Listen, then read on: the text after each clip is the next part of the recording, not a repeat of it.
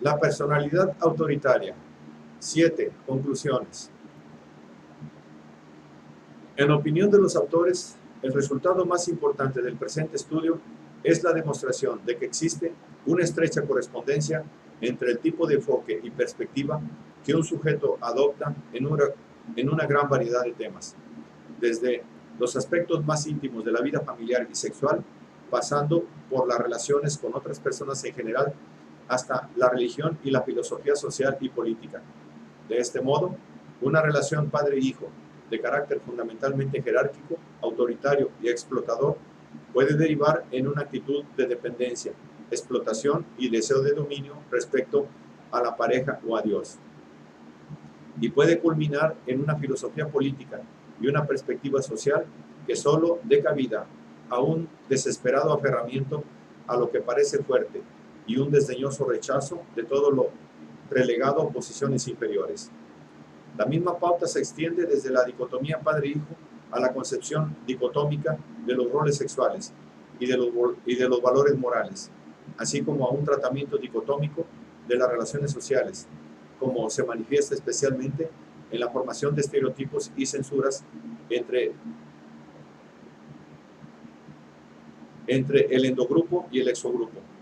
El convencionalismo, la rigidez, la negación represiva y la consiguiente irrupción de la propia debilidad, el miedo y la dependencia no son sino diferentes aspectos de un mismo patrón básico de la personalidad y pueden ser observados tanto en la vida personal como en las actitudes hacia la religión y los temas sociales. Por otra parte, existe una pauta caracterizada principalmente por relaciones interpersonales afectuosas, básicamente igualitarias y tolerantes. Este padrón abarca actitudes dentro de la familia y hacia el sexo opuesto, así como una internalización de los valores religiosos y sociales. Como resultado de esta actitud básica, encontramos una mayor flexibilidad y la posibilidad de alcanzar verdaderas satisfacciones. Sin embargo, estos dos tipos opuestos de enfoque no pueden considerarse en términos absolutos. Emergen como resultado del análisis estadístico y, por tanto, deben ser considerados como síndromes producto de factores correlacionados y unidos por relaciones dinámicas. Estos síndromes consisten en un conjunto de síntomas que a menudo se encuentran unidos, pero que dejan lugar a variaciones en sus características concretas. Además, podemos encontrar diversos subtipos dentro de cada una de las dos pautas principales. Debemos distinguir, sobre todo, dos subtipos entre quienes muestran prejuicios étnicos, el subtipo convencional y el psicópata. Pueden establecerse otras muchas variedades en función de la diversa preocupación sobre tal o cual rasgo particular que se atribuye a una minoría étnica. Sin embargo, nuestros sujetos prejuiciosos forman en conjunto un grupo más homogéneo que el de aquellos que no lo son. Entre estos últimos encontramos a una gran variedad de personalidades, muchas de las cuales, al menos aparentemente, no muestran nada más en común que la falta de un tipo particular de hostilidad. Hay indicios de que, dentro de cada tipo, podemos encontrar una mayor similitud en el fondo de lo que aparenta. Esto es algo que se sostiene especialmente en los casos de los sujetos altamente prejuiciosos, debido a su gran variedad de racionalizaciones y formas de manifestar el prejuicio. Además, nuestros descubrimientos se limitan estrictamente a los aspectos psicológicos del problema más general del prejuicio.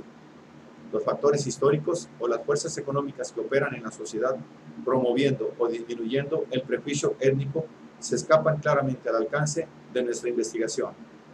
Al apuntar la importancia de la relación padre-hijo en la constitución del prejuicio o la tolerancia, hemos dado un paso en la dirección de una explicación. Sin embargo, no hemos profundizado en los procesos sociales y económicos que a su vez determinan el desarrollo de patrones familiares característicos. Finalmente, el presente estudio trata sobre el potencial dinámico más que sobre conductas manifiestas. Podremos decir algo sobre la predisposición de un individuo a caer en la violencia, pero estamos bastante más lejos de conocer las restantes condiciones necesarias bajo las que pudiera aparecer un brote de violencia. En otras palabras, tenemos todavía mucho que investigar sobre la acción, En realidad, esa investigación adicional es necesaria para alcanzar cualquier objetivo práctico. El estallido de la acción debe considerarse fruto del potencial interno del individuo y de un conjunto de factores detonantes en el ambiente. Por el contrario, ninguna investigación sobre la acción puede estar completa sin el análisis de los factores internos del individuo, análisis al que este volumen ha tratado de contribuir, de modo que estamos en condiciones de prever quién se comportará de tal manera bajo ciertas circunstancias. Por supuesto, todo este planteamiento queda sujeto a la limitación general derivada de las características de nuestra muestra de individuos. Pensamos que un estudio sobre un tema de tan gran significación social merecería una base estadística comparable a las de las encuestas nacionales de opinión. En nuestro caso, preferimos realizar un estudio más profundo que extenso, a pesar del hecho de que parte de esta investigación se ha realizado sobre más de 2.000 sujetos. El objetivo principal era indagar en los patrones subyacentes de factores más que en la representatividad exhaustiva de toda la población. Ampliar la base empírica en este sentido nos llevaría sin duda a la reformulación de muchos ítems del cuestionario y a revisiones técnicas. En realidad, solamente un estudio verdaderamente representativo haría posible cuantificar el prejuicio en nuestra cultura, determinar la validez general de los factores de la personalidad que influyen y que han sido perfilados en este libro, y valorar las diversas posibilidades de solapamiento entre los dos patrones que hemos descrito. Aunque no es nuestra tarea prescribir o proponer planes para contrarrestar los prejuicios, nos hemos permitido presentar algunas observaciones sobre las implicaciones generales de nuestro estudio. De nuestros hallazgos más relevantes se desprende que las medidas para combatir el prejuicio deben tener en cuenta la estructura global del enfoque prejuicioso. No debemos poner el mayor énfasis en la discriminación contra grupos minoritarios concretos, sino en fenómenos como el estereotipo, la frialdad emocional, la identificación con el poder y el ánimo destructivo. Cuando se adopta este punto de vista, es fácil comprender por qué las medidas contra la discriminación social no han sido más efectivas. No podemos esperar que los argumentos racionales tengan efectos profundos o duraderos sobre un fenómeno que es esencialmente irracional. Apelar a la compasión cuando se trata de personas que experimentan un gran temor a ser identificados con la debilidad o el sufrimiento puede ser tan perjudicial como beneficioso. Estrechar lazos con miembros de grupos minoritarios difícilmente influirá en personas que se caracterizan en gran parte por su incapacidad para asumir experiencias, y promover la simpatía por grupos o individuos concretos resulta muy difícil para gente a la que realmente no le gusta a nadie. Y si conseguimos desviar la hostilidad sobre una minoría, deberemos ser muy cautos con nuestra satisfacción, pues sabemos que es muy probable que dirijan su hostilidad hacia algún otro grupo. Lo mismo puede decirse de otras diversas medidas que, desde nuestro punto de vista, tratan los síntomas o manifestaciones particulares más que la enfermedad en sí. Desde luego, no queremos subestimar o pedir que se reduzcan estas actividades. Algunos síntomas son más dañinos que otros, y nos alegraremos de ser capaces de controlar una enfermedad aunque no la curemos. Además, puede esperarse que el conocimiento de lo que es el fascista potencial, conocimiento que hemos tratado de verter en este libro, hará más eficaz el tratamiento de los síntomas. Así, por ejemplo, aunque las apelaciones a la razón o a la compasión caerán en saco roto, las apelaciones al convencionalismo o a la sumisión a la autoridad pueden ser eficaces. Sin embargo, debe comprenderse con claridad que tal actividad no reducirá ni su convencionalismo, ni su autoritarismo, ni su fascismo potencial. Asimismo, por lo que sabemos de la personalidad potencialmente fascista, podemos suponer que el fascista potencial se sentirá persuadido por las medidas legales contra la discriminación, y que esta autolimitación crecerá en la medida en que las minorías lleguen a ser más fuertes mediante la protección. Aunque debemos recordar que es práctica habitual del fascista encubrir sus acciones antidemocráticas con una máscara de legalidad. Del mismo modo, dado que una de las características del enfoque prejuicioso es aceptar lo que es como uno y rechazar lo diferente, puede ocurrir que los miembros de las minorías adopten en apariencia externa y lo mejor que puedan los usos del grupo dominante para protegerse a sí mismos y obtener ciertas ventajas en limitadas situaciones y por cierto periodo de tiempo. Decimos esto con cautela porque debemos estar continuamente alerta sobre el hecho de que las mismas tendencias a la conformidad que son elogiadas en el endogrupo pueden ser condenadas para el exogrupo. Más aún, junto al hecho de que esa conformidad menoscaba los valores de la diversidad cultural, este estudio demuestra que la suerte final de cualquier minoría no depende principalmente de lo que el grupo haga. Incluso, una vez que el miembro de la minoría ha adoptado los usos de la mayoría, no hay razón para suponer que no adoptará las actitudes endogrupales dominantes hacia aquellos que no han sido capaces de adaptarse como él. De este modo, si nos dirigimos a los síntomas, en esta, como en cualquier enfermedad, debemos enfrentarnos al hecho de que la cura de una manifestación estará seguida de la aparición de otra. Sin embargo, hay suficientes razones para no darse un respiro en el tipo de acción descrita. El potencial pacista global es tan grande que una retirada en cualquier frente podría disminuir aún más la probabilidad de que los grupos perseguidos afiancen sus derechos. Sería desastroso que la comprensión de la verdadera magnitud del problema nos llevara a disminuir los esfuerzos en cualquier campo. Es imposible pensar en la manera de abordar el problema sin introducir múltiples objetivos secundarios a conseguir por individuos o grupos.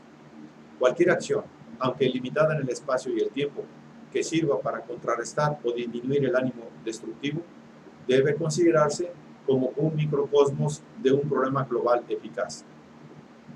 ¿Qué puede hacerse para curar la enfermedad misma? Si, como el presente estudio ha mostrado, tratamos de una estructura interna de la persona, parece que debemos considerar, en primer lugar, las técnicas psicológicas de modificación de la personalidad. Sin embargo, si reflexionamos un poco, veremos que las posibilidades terapéuticas de la psicología individual son extremadamente limitadas. ¿Cómo podríamos curar a alguno de nuestros individuos con alta puntuación?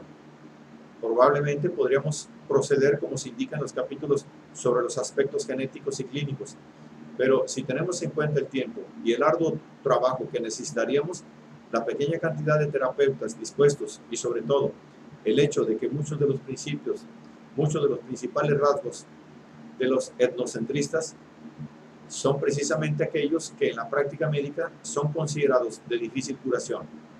Vemos de inmediato que la contribución directa de la psicoterapia individual debe considerarse insignificante. Al observar la inflexibilidad del adulto etnocentrista, se plantea naturalmente la cuestión de que, quizás, si introdujéramos de manera más temprana influencias positivas en la vida del individuo, las expectativas de una estructura de la personalidad sana serían mayores.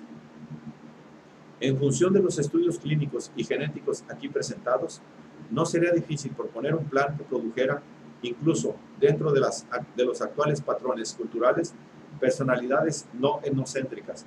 Todo lo que realmente necesitamos es que los niños reciban auténtico cariño y sean tratados como personas.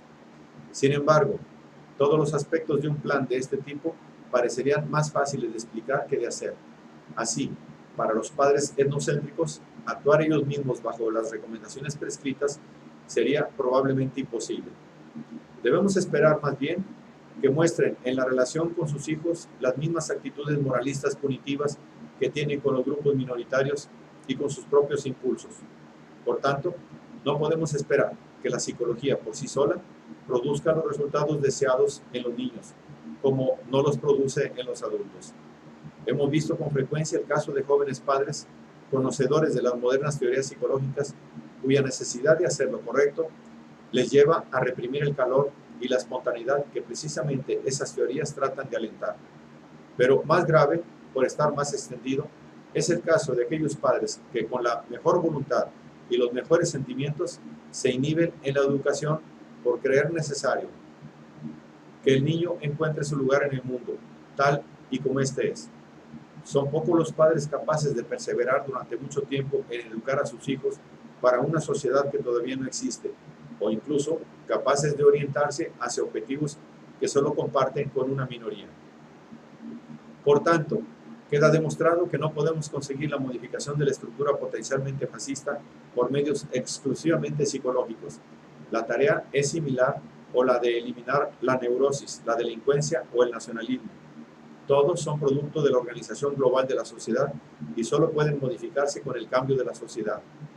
No es misión de los psicólogos decir cómo deben llevarse a cabo tales cambios, sino que ello requiere los esfuerzos de todos los científicos sociales. Sobre lo que sí insistiríamos es en que los psicólogos deben tener voz en los consejos o foros donde se trate el problema y se programen acciones. Creemos que la comprensión científica de la sociedad debe incluir el estudio de los efectos que ésta produce en la gente y que las reformas sociales, incluso las amplias y radicales, pueden llegar a ser, aunque deseables, ineficaces para cambiar la estructura de la personalidad prejuiciosa, para cambiar el potencial fascista o al menos para contenerlo. Debe producirse un incremento en la capacidad de las personas para verse a sí mismas y para ser ellas mismas.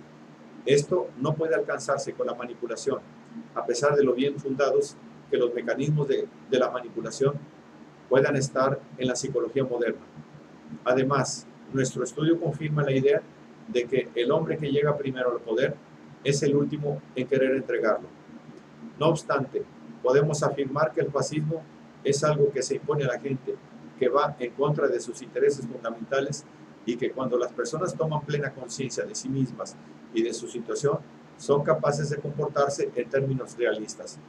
El hecho de que a menudo la gente no sea capaz de comprender el funcionamiento de la sociedad o su propio papel dentro de ella, se debe no solo a un control social que se niega a contar la verdad, sino también a una ceguera cuyas raíces se encuentran en la propia psicología de las personas. Aunque no se defiende la idea de que la perspectiva psicológica sea una garantía para comprender la sociedad, existe una gran evidencia de que la gente con mayores dificultades para enfrentarse a sí misma tiene también la mayor incapacidad para comprender el funcionamiento del mundo. La resistencia a la observación de uno mismo y la resistencia a comprender los hechos sociales son en realidad la misma cosa. Aquí es donde la psicología puede jugar un papel más importante. Las técnicas para vencer la resistencia, desarrolladas sobre todo en el campo de la psicoterapia individual, pueden mejorarse y adaptarse para ser utilizadas en grupo e incluso a gran escala. Admitamos que tales técnicas serán muy poco eficaces con los etnocentristas extremos, pero hemos de recordar que la mayoría de la población no se encuentra en los extremos, sino que se encuentra, según nuestra terminología, en posiciones medias. El hecho de que el patrón del potencialmente fascista sea en gran medida impuesto nos lleva a albergar esperanzas para el futuro. Desde arriba se moldea continuamente a la gente para poder mantener el patrón económico global y la cantidad de energía que se emplea en ese proceso se relaciona directamente con la capacidad que tienen las personas para caminar en una dirección diferente. Sería imprudente infraestimar el potencial fascista al que hemos dedicado fundamentalmente este libro, pero tampoco sería prudente pasar por alto el hecho de que la mayoría de los sujetos de nuestra muestra no manifiestan el patrón etnocéntrico extremo y que hay diversas maneras de evitarlo. Aunque existen motivos para creer que quienes tienen prejuicios están mejor recompensados por la sociedad, sobre todo en la medida en que se trata de valores externos, y solo es cuando se toman atajos para conseguir estas recompensas cuando se acaba en prisión. No podemos suponer que el tolerante debe esperar y llegar al cielo para obtener su recompensa, por así decirlo. De hecho, hay buenos motivos para creer que el tolerante recibe más gratificación en sus necesidades básicas. Quizá los tolerantes sufren más por estas satisfacciones en términos de sentimientos de culpa, en la medida en que frecuentemente se encuentran nadando contra los convencionalismos, pero la evidencia muestra que son más felices que los que tienen prejuicios. De este modo, no debe suponerse que la apelación a la emoción pertenece solo a quienes luchan a favor del fascismo, mientras que la propaganda democrática debe limitarse a la razón y a la moderación. Si el miedo y la destrucción son las principales fuerzas emocionales del fascismo, Eros pertenece principalmente a la democracia.